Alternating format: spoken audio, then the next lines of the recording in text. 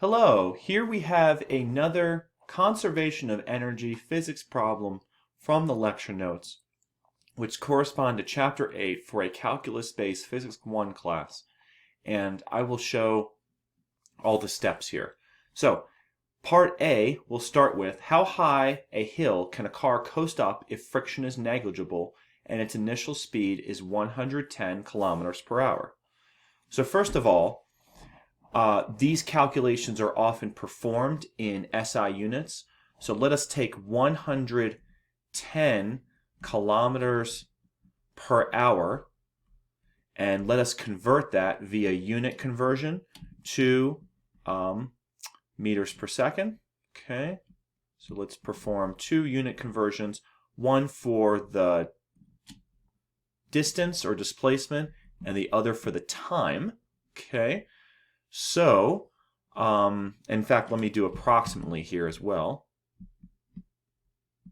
Okay, so kilometers, we want to go to meters, and then 1 kilometer is 1,000 meters. I generally recommend putting whichever unit is larger amount of a physical quantity.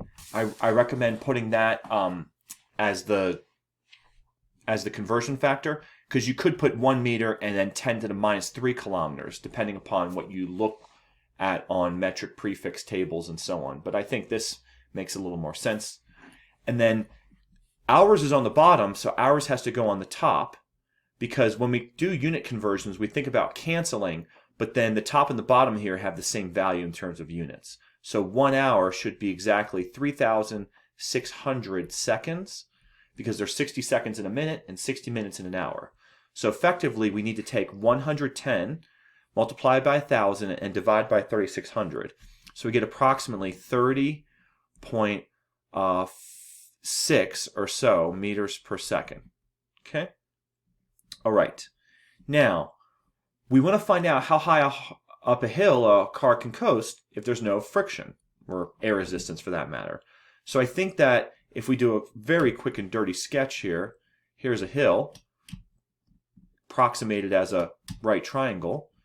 The idea is that we want to know how high.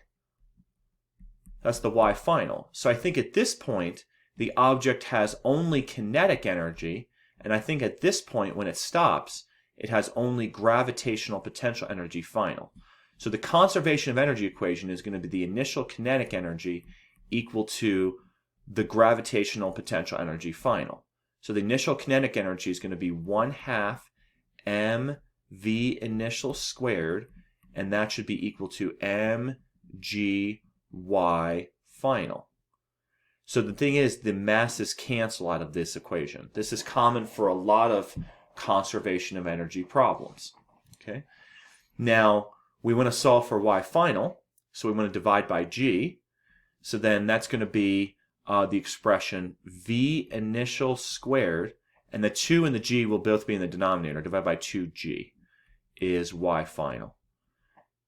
Notice that's the same expression we got for maximum height for a projectile, if you recall, way back in the kinematics chapters. So this seems like it's the correct expression. So let's put the numbers in. So this should be, let me get a nice straight line here. Okay. So v initial squared is going to be 30.6 meters per second squared over 2 times 9.8 meters per second squared, the free fall magnitude of acceleration on Earth. Okay? And when you work that out, I think y final ends up being approximately, let's see, 47.6 meters or so. Okay? So hopefully that's the answer you get, the answer that I get when I calculate on the calculator.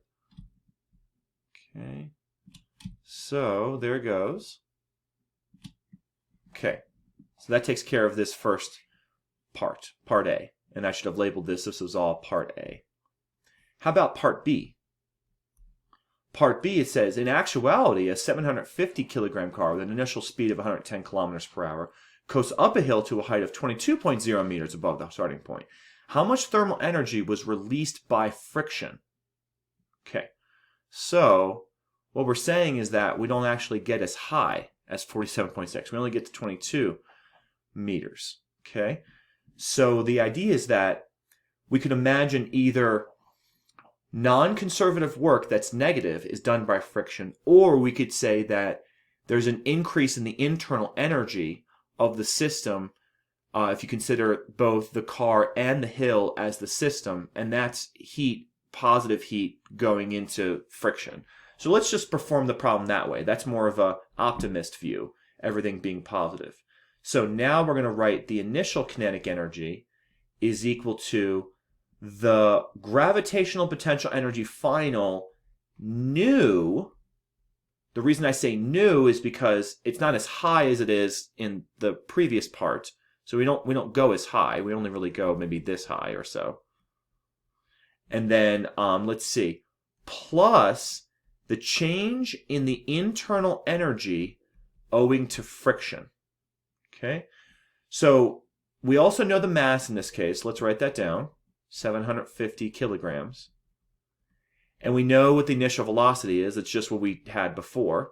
Okay, that was 30.6 meters per second.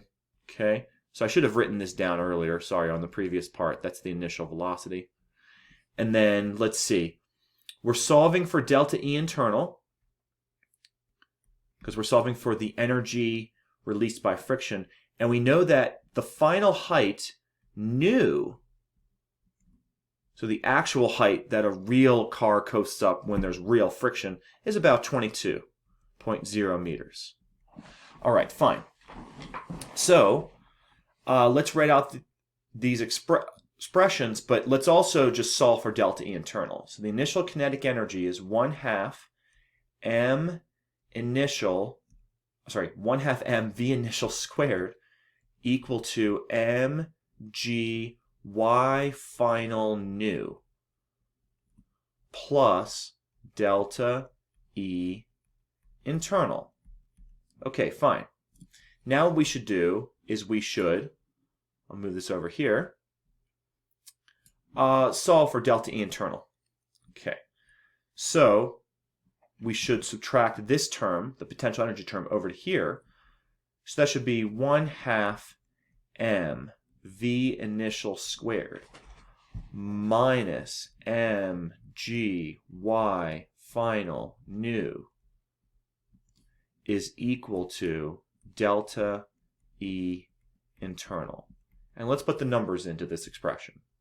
So we have 1/2, the mass is 750 kilograms, the initial velocity is 30.6 meters per second, we have to square that, minus the mass is 750 kilograms. G we know on Earth to be 9.8 meters per second squared. Okay, and then y final nu is the 22.0 meters. Okay, so let's work this out. Okay, so the approximation of this, when you work this out, that should be about, to 3 significant digits, about 189,000 joules. You could certainly also put this in scientific notation, 1.89 times 10 to the 5th joules. But anyway, I'll write it out like that. Okay. By the way, some books very much hate having a comma in the thousands place. I retain that just to group groups of 3 numbers together. So, all right. That takes care of part B.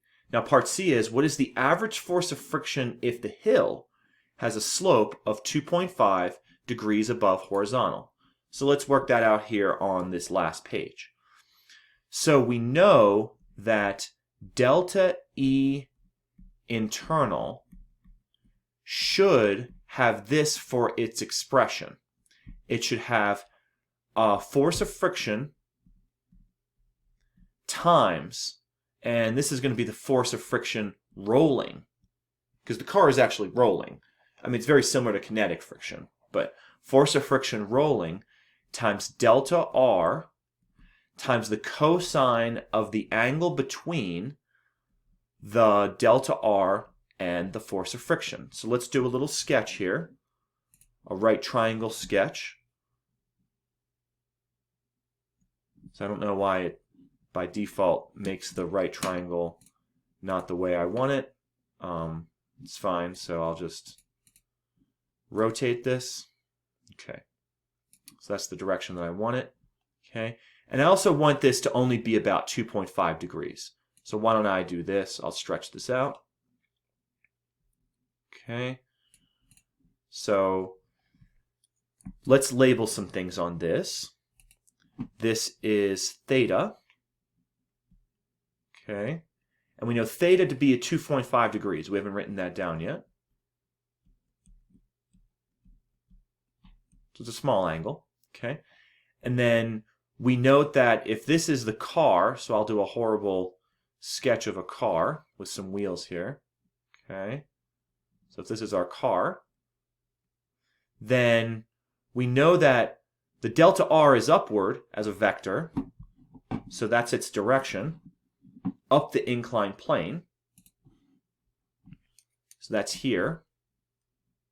This is this direction.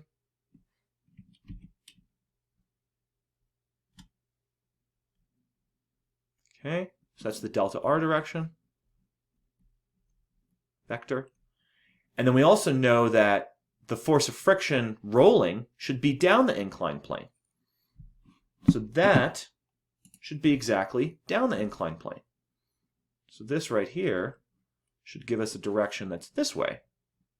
Exactly anti-parallel in the opposite direction of the delta R. Okay. Now we should be able to get phi, the smallest angle between these. So I think since they're anti-parallel, they're exact opposite directions. So phi, it's okay. Phi is equal to 180 degrees. So effectively, we have the cosine of 180 degrees should equal to -1. Now, by the way, delta E internal is actually a positive number.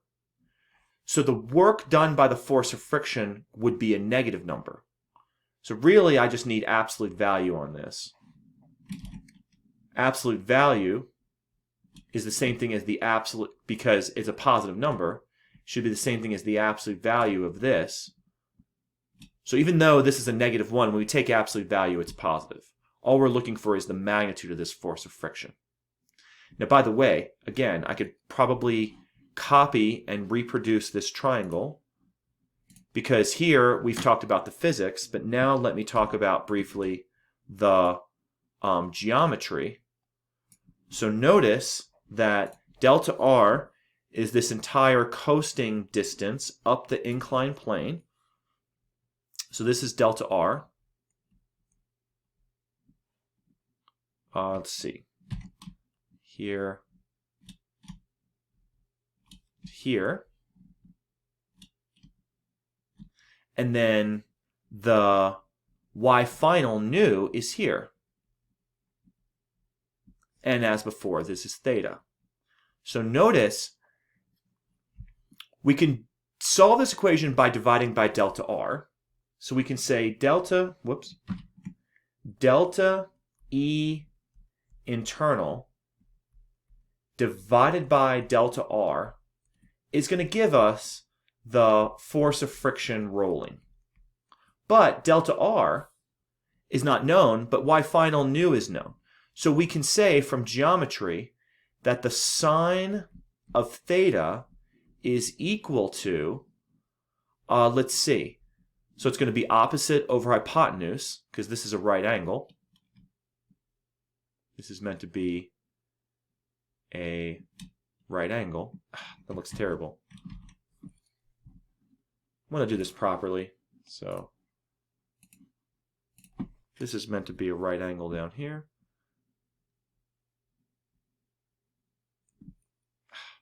Sorry, everybody. Aha, even better. Okay, so that's a right angle. Then we can use right triangle trigonometry to solve this and say that the sine of theta is the opposite side over the hypotenuse. So that's exactly y final nu divided by delta r. And then we can solve that for delta r by saying delta r is y final nu divided by sine theta. Now, by the way, what would delta r be if it's downstairs, if it's in the bottom of a fraction? So dividing by delta r is the same thing as multiplying by this reciprocal. So this should be delta E internal times the sine of theta all divided by y final nu. And that should give us the force of friction rolling. That's force of friction. Okay, so let's put the numbers in finally. Delta E internal was what we had on the previous board, which was 189,000 joules. Okay, so this should be 189,000 joules times the sine of 2.5 degrees. And we're going to divide that all by y final nu. And y final nu was the 22.0 meters. Okay? And when you work all that out in the calculator, you should get about 375 newtons. And that's a pretty typical force of friction for, say, just rolling. Okay? The car isn't hitting the brakes. We're just allowing the car to roll. Okay? Keep in mind, this force of friction could be mostly due to rolling. There could be some air resistance there that's sort of part of this overall force of friction, but that's the force, that magnitude that causes the car to slow down. Thank you very much for watching this video and your attention. Please smash that like button, give it a thumbs up if you enjoyed this. Please subscribe to the channel, and I will see you in the next video.